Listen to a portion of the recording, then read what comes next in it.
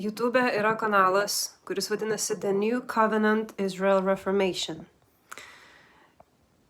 Šiaip užėjus į kanalą reikia tiesiog iš eilės daryti taip, kaip ten viskas yra parašyta. Tai visų pirma, čia yra aprašymas. Ir tada, please watch the playlist in order if you can. Kad viską suprastumėt paeiliui, reikia vadovautis šitomis instrukcijomis. Ir pagrindas, kur noriu jūs nukreipti, tai yra How to Stop Sinning Through Grace.